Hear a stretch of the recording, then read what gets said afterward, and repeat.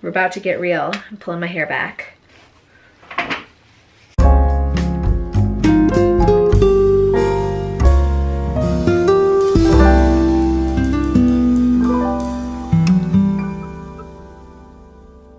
Hey guys, it's Bree. I hope you're having a great Wednesday. I missed out on doing the Booktube SFF Babbles first prompt, which is to do some potential nominations that you've been keeping your eye on. That was more or less on purpose. I certainly wanted to do a really long list, but because it's not something that is like Hugo big where I could give you a list of something like 5 or 10, I wasn't sure I could give you enough time to give you enough suggestions more than like these are the 2 I'm going to put on my nomination ballot. So I decided to hold off on that. But I did want to give you kind of my first impressions of some of the nominees for the shortlist. So first off, there are a lot of things that I was really excited to see are on the Booktube nomination list for the shortlist. I was a really big fan of Shauna McGuire's book. I was a really big fan of Obelisk Gate by N.K. Jemisin. Was not surprised at all to see Nine Fox Gambit. I haven't fully read that one yet, but it is on my list. Furthermore was one that I had voted for. Basically, there were a lot of things that I saw come up that were really interesting and intriguing. And a couple of things that I noticed that I was a little bit interested in, and that I'm interested to see how it plays out in the next couple of years, which is maybe a bit of an odder thing to say. The YA category featured 2 books by Brandon Sanderson this year.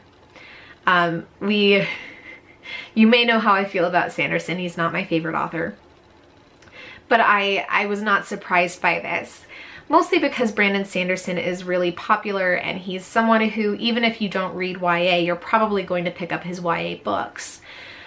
He's just kind of one of those people who once you've decided you like him, you just stick with all of his stuff, and he's super prolific. So that he appeared twice was not terribly surprising. Similarly, I wasn't surprised to see that Rick Riordan had 2 books nominated in middle grade. Middle grade is a new category at Booktube SFF this year, and Rick Riordan did the Percy Jackson series, which was a really big series when my younger brother was growing up. I had just kind of missed the cutoff for when those books came out for middle grade, and I was by that point reading YA and adult fiction. So not necessarily an unfamiliar or surprising name.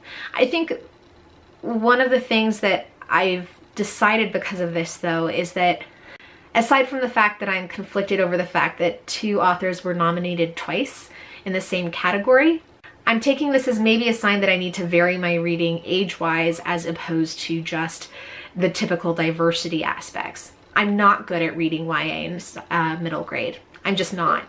I want to be, but it's not something that often gets my attention. Spending the time to read a YA or middle grade book a month will give me a little bit more of an idea of what's going on, and honestly help me to recommend books to other people who also might have that similar problem. If you have suggestions for YA and middle grade fantasy and science fiction, please leave them down below because I want to be better at reading those. I was really pleased with the graphic novel category this year. Monstrous was really just beautiful. Descender, easily one of my favorites. Not terribly surprised to see Saga. I find Saga really enjoyable. The one thing about it is that knowing that they're all Image comic productions makes me want to look up more indie house publishers. I don't know, it's given me a lot to think about, and I'm really interested in what I'm going to see out of our community and the way we're going to grow from this. I'm really pleased with some of the Booktube SFF Babbles topics this year. I think that those have been really interesting and well thought out. They overlap with Top 5 Wednesday, which I think is going to be a really good thing. Generally, I'm pretty hopeful. Again, some things that I was less than thrilled about, but nothing that I think is terrible or earth-shattering or that isn't actually in its own way a good sign, or that can't be taken as a good sign. Let me know what you thought about the shortlist. It's one of those things that I was really pleased with some because they were things I voted for, and others that I was surprised to see, and some that I didn't want to see but saw and was not surprised about. I don't know, kind of a mixed bag. I hope you're having a fantastic reading week so far.